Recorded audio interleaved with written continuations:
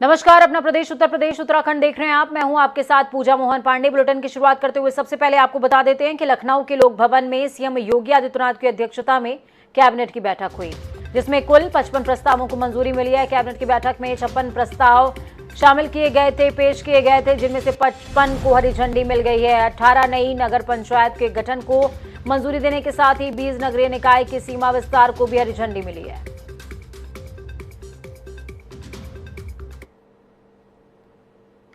उत्तर प्रदेश की कैबिनेट ने 55 प्रस्ताव पारित किए हैं। 56 प्रस्ताव कैबिनेट के सामने रखे गए, जिसमें से 55 पारित हुए हैं। योगी जी की सरकार ने ही, भारतीय जनता पार्टी की सरकार ने ही नगर निगम का भी विस्तार किया, नगर पालिका का भी विस्तार किया, नगर पंचायतों का भी विस्तार किया। इस पर 68 करोड़ 83 लाख रुपए का। वहीं ज्ञानवापी में श्रृंगार गौरी के नियमित दर्शन और पूजन की मांग मामले में आज कोर्ट में सुनवाई हुई। इस केस की पोषणीयता यानी कि मामला सुनवाई योग्य है या फिर नहीं, इस पर जिला जज डॉक्टर अजय की अदालत में सुनवाई हुई है। इस दौरान हिंदू पक्ष की राखी सिंह के वकील शिवम गौड़ ने अपना पक्ष पेश किया। उन्होंने कोर्ट के सामने दलील रखी कि श्रृंगार गौरी मामले में कोई एक्ट लागू होता ही नहीं है, क्योंकि साल 1993 तक श्रृंगार गौरी की पूजा हुई है। वहां का धार्मिक स्वरूप सनातन धर्म का ही था।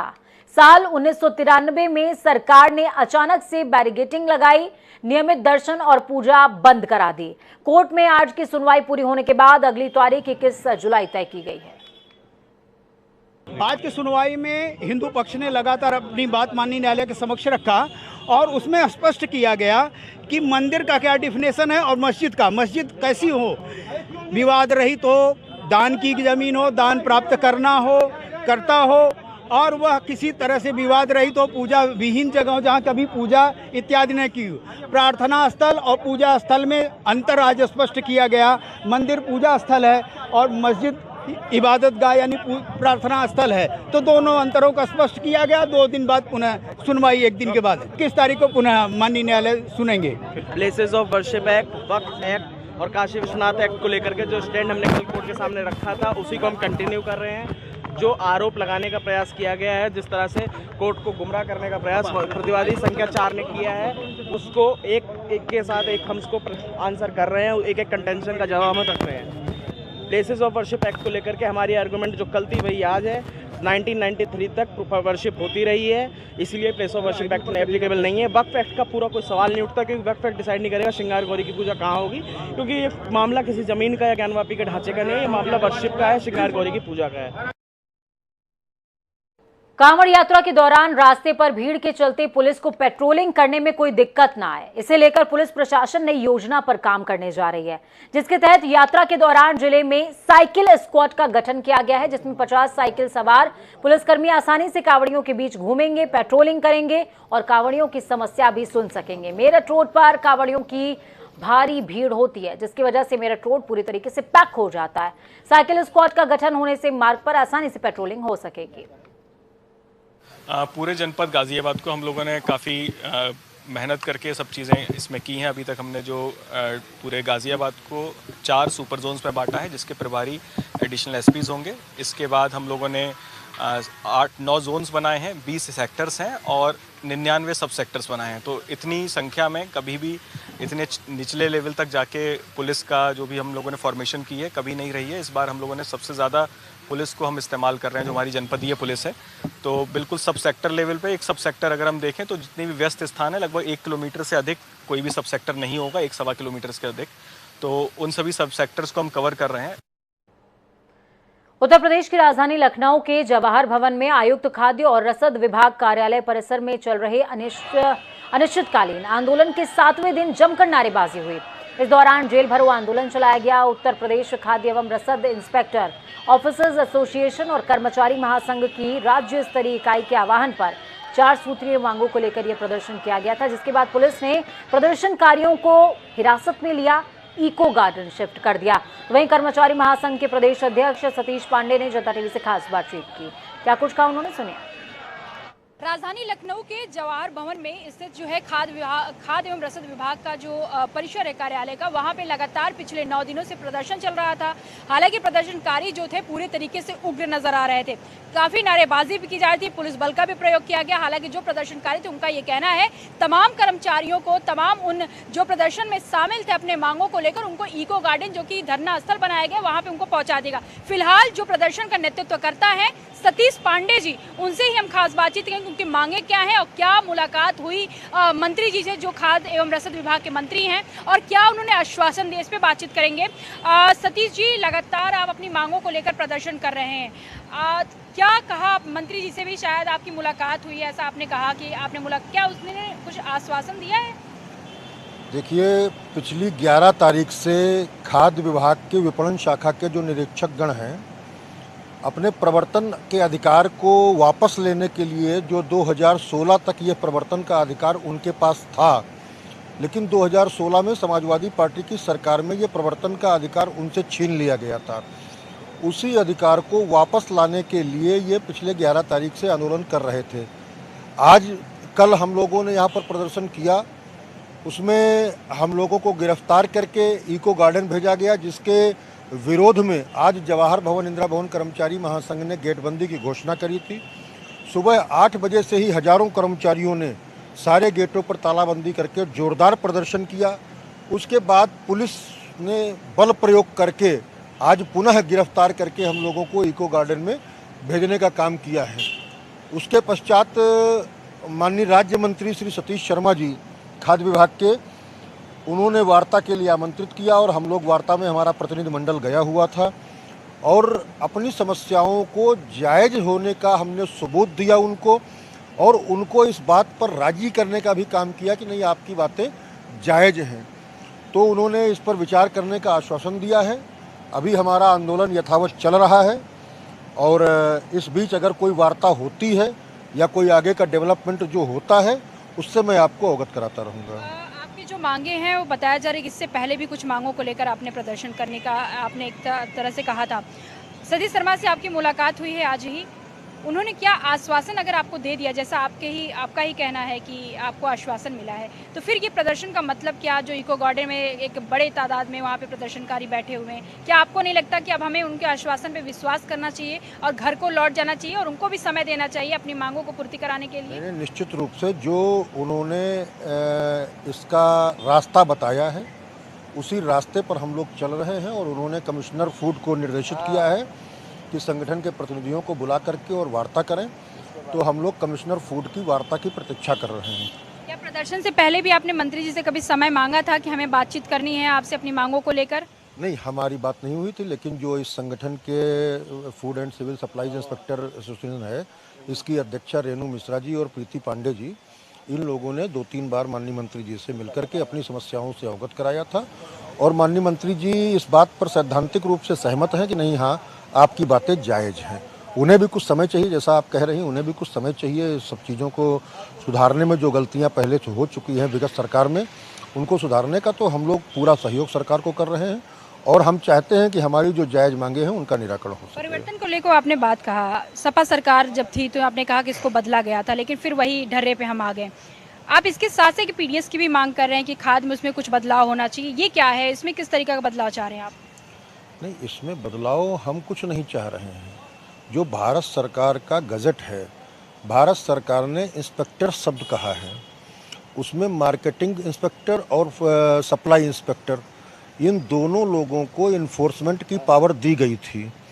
अब 2016 में मार्केटिंग इंस्पेक्टर से इन्फोर्समेंट की पावर हटा ली गई है।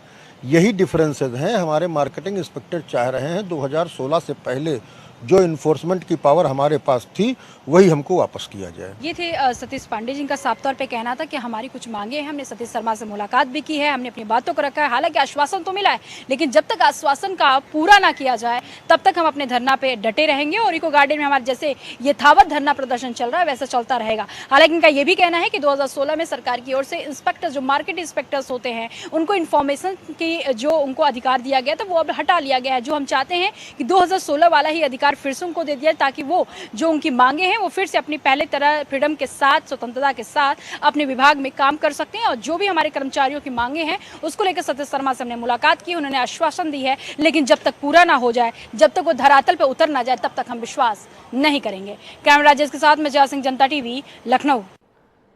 पुलवामा में हुए आतंकी हमले में सीआरपीएफ के नायब सूबेदार विनोद कुमार शहीद हो गए, जिसके बाद सीआरपीएफ के ट्रक से सोमवार शाम को उनका पार्थिव शव उनके पैतृक गांव पहुंचा। वहीं आज नगला विधि में पूरे राजकीय सम्मान के साथ उनका अंतिम संस्कार किया गया। इस दौरान उत्तर प्रदेश सरकार में दुग्ध विकास मंत्री और जिले के प्रभारी मंत्री धर्मपाल सिंह ने पहुंचकर शहीद जवान को श्रद्धांजलि दी है और शहीद की पत्नी को 50 लाख रुपए की आर्थिक सहायता भी दी है। आपको बता दें कि मंत्री ने शहीद के नाम पर सड़क और एक स्मारक बनवाने का ऐलान भी किया। इस दौरान ये शहीद के प्रति और उसके परिवार के प्रति श्रद्धांजलि अर्पित करने के लिए और उन्होंने शहीद को सम्मान बढ़ाने का काम किया है। शहीद की विधवा को, परिवार को 50 लाख रुपए का एक चेक पहुँच गया। परिवार में एक नौकरी और शहीद के नाम से जिले में कोई सड़क बनाने का काम किया जाएगा। परिवार के लोगों ने अभी इच्छा व्यक्त की कि यहाँ स्मारक बना दिया जाए, तो हम स्मारक भी बनवा देंगे। तो इन शहीद को जनता टीवी भी नम आंखों के साथ श्रद्धांजलि देता है और साथ में एक सवाल भी आपके लिए कि अगर अग्निवीर योजना लागू होती है तो क्या ये सम्मान रह जाएगा लोगों की आंखों में। वक्त छोटे से ब्रेक का। एक बार फिर से आप सभी का स्वागत है। मुख्यमंत्री योगी आदित्यनाथ ने लुलु मॉल प्रकरण को राजनीति का अखाड़ा न बनाने के स्पष्ट निर्देश दिए। इसके बावजूद साधु सन्यासी हैं कि मानते नहीं। रामनगरी अयोध्या से जगतगुरु परमहंस दास महाराज लखनऊ पहुंच गए, लुलु मॉल पहुंचे, वहां पर शुद्धिकरण की बात कहने लगे और कहा कि मुझे इसलिए नहीं घुसने दिया गया क्योंकि मैंने गेरुआ पहना है। जाएंगे उनको ये लोग जाने देंगे चुपे से, और हम जा रहे हैं शांति से। मैं अकेले आया हूँ, मैं सिंगल आया हूँ, इनको क्या आपत्ति है?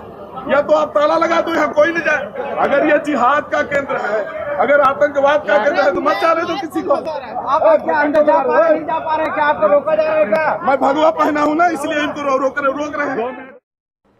आजादी के अमृत महोत्सव के तहत 11 से 17 अगस्त तक स्वतंत्रता सप्ताह मनाया जाना है। इसी तैयारियों को लेकर मुख्यमंत्री योगी आदित्यनाथ ने सभी जिलों के वरिष्ठ अधिकारियों के साथ वीडियो कॉन्फ्रेंसिंग के माध्यम से बैठक करी। पहले तय था कि प्रदेश में 3 करोड़ 18 लाख तिरंगे झंडे फहराए जाएंगे, लेकिन इसका आंकड़ा बढ़ाकर अब 4.5 करोड़ कर दिया गया है।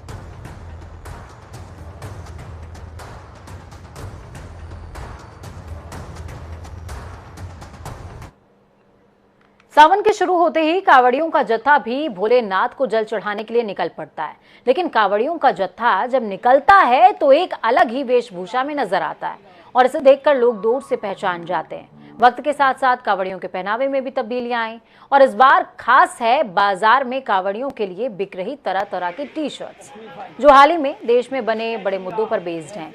उसकी झलक इन टी शर्ट्स में बखूबी नजर आती है। तस्वीरों में आप देख सकते हैं कि इन टी शर्ट्स पर चाहे यूपी में फेमस बाबा का बुलडोजर हो, द कश्मीर फाइल्स फिल्म हो या फिर धारा 370 पर बनी फिल्म हो, कुछ टी शर्ट्स में तो सीएम योगी भी नजर आ रहे हैं। इन चीजों का लोगों के बीच में, खासकर कांवड़ियों में, इसका क्रेज बढ़ता जा रहा है। व्यापारियों ने बताया कि इन टी शर्ट्स की बाजार में बहुत ज्यादा धूम है, क्रेज है, लोग इसे खरीद रहे हैं। बुलडोजर बाबा की डिमांड हर जगह है। योगी और बुलडोजर बाबा की इतनी डिमांड है कि क्षेत्र का कोई भी बड़े से बड़ा व्यापारी इस डिमांड को पूरी नहीं कर पाएगा। अगर 500 टी शर्ट लेने जाएंगे तो हम 200 मिलेंगे बाजार में, और 200 भी 10 दुकानों में ढूंढनी पड़ रही है, इतनी डिमांड है। देखो इसके बाद जो है बहुत प्रिंट आए हैं। द कश्मीर फाइल है, बुलडोजर बाबा हैं, राम मंदिर के उपलक्ष्य में है, ओम नमः शिवाय है, जोगी बाबा हैं, मोदी जी भी हैं, बहुत सारी प्रिंट आए हैं। बुलडोजर झांसी के वैगन मरम्मत कारखाने में समस्याओं और 14 सूत्रीय मांगों को लेकर नॉर्थ सेंट्रल रेलवे एम्प्लॉयज संघ ने धरना प्रदर्शन किया। कर्मचारियों ने आरोप लगाया कि कारखाने में काफी समय से समस्याएं हैं, लेकिन अब तक इसका हल नहीं निकाला गया। प्रदर्शन के दौरान NCRIS के केंद्रीय कार्यकारी अध्यक्ष विजी गौतम भी मौजूद रहे। उन्होंने मुख्य कारखाना प्रबंधक पर तानाशाही, लोकतांत्रिक और संवैधानिक अधिकारों के हनन का आरोप लगाया और कहा कि अगर प्रशासन ने दमनकारी नीतियों का त्याग नहीं किया और कर्मचारियों की समस्याओं का संज्ञान नहीं लिया तो वो उग्र आंदोलन का रूप धारण करेंगे। कर्मचारी अंदर काम करते हैं। अभी कुछ दिन पहले जब शटडाउन हुआ था तो 2 दिन का जो हम लोग का धरना और जो विरोध रहा उसकी इन्होंने सैलरी काट ली और कुछ लोगों ने सिस्टर यूनियंस वालों ने ऑफिसर के कान भर दिए। ऑफिसर उनकी बात मान लेते हैं, हम लोग सही काम करते हैं, शांतिपूर्वक करते हैं, वो लोग गाली गलौज भी करते हैं तो उनकी बात सुन लेते हैं।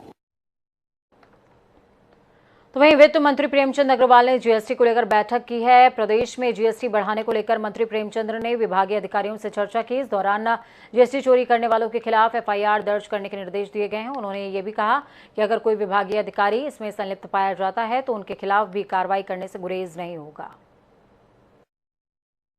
अपने उत्तराखंड में कैसे राजस्व बढ़े और निश्चित रूप से आज हम लोग सब बैठे, मैंने बहुत स्पष्ट तौर पे कहा कि जो लोग कर चोरी में लिप्त हैं ये पूरी तरह से इनको हम लोग देखें कौन लोग हैं वो। यदि कर चोरी की आदत जिनकी बन गई निश्चित रूप से उनके खिलाफ एफआईआर लॉज भी करानी पड़े तो करानी चाहिए।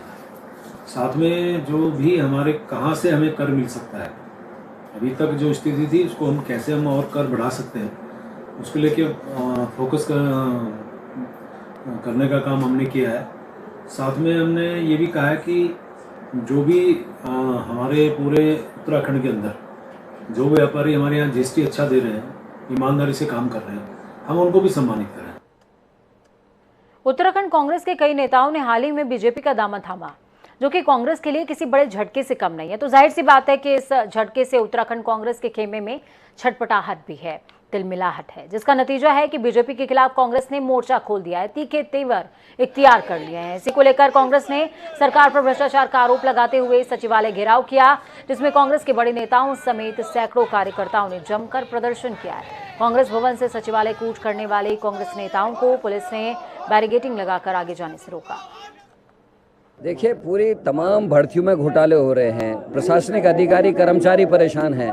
जो वीडियो की, बीपीडीओ की, पुलिस भर्ती की, हमारे कोऑपरेटिव में इतना बड़ा घोटाला हो गया, इन सभी चीज़ों को लेकर लोग आक्रोशित हैं और इसी को लेकर आज हम लोगों ने यह आंदोलन शुरू किया है। बेरोजगार संगठन हमारे साथ खड़े हैं, एनएसयूआई यूथ कांग्रेस और प्रदेश कांग्रेस कमेटी का संयुक्त अभियान है और पूरे उत्तराखंड में पलायन को देखते हुए जिस तरीके के कदम उठाने चाहिए नहीं हो रहे, हमारे यहाँ की भर्तियों को ओपन कर दिया गया जिसमें दूसरे स्टेट्स के लोग भी आ सकते हैं। तो ये नियत जो अधिकारियों की खराब है, उसमें सरकार नियंत्रण नहीं कर पा रही और भ्रष्टाचार चरम पे है, भर्तियों पे चरम पे भ्रष्टाचार हुआ, ये सब लोग जानते हैं और ये लड़ाई विधानसभा से लेकर सड़कों तक उठाई जाएगी। युवाओं को भ्रष्टाचार के भेंट चढ़ाया जा रहा है। सरकारी डिपार्टमेंट में जो भी भर्तियां कराई जा रही हैं, इसमें अधीनस्थ सेवा चयन आयोग, उत्तराखंड अधीनस्थ सेवा चयन आयोग जो लगातार जिनके भ्रष्टाचार के पोल खुल रही है, सामने आ रही है, सरकार ने मौन धारण कर रखा है। आज आप देखिए, ये जो सरकार बात करती है पहाड़ के युवाओं की, पहाड़ पे पलायन रोकने, पहाड़ के रोजगार की, आज जो पुलिस की भर्ती आ रही है, पुलिस की भर्ती को पहले जिलेवार होता था, जो जिस जिले का बच्चा है उसे वहाँ अधिकार मिलता था, इसे स्टेट में कर दिया। आज असिस्टेंट प्रोफेसर की जो भर्ती कराई उसे मेरिट बेस पे कर दिया और पूरे हिंदुस्तान को आमंत्रित कर दिया और उत्तराखंड के लोगों को हर जगह पीछे करने का काम किया जा रहा है।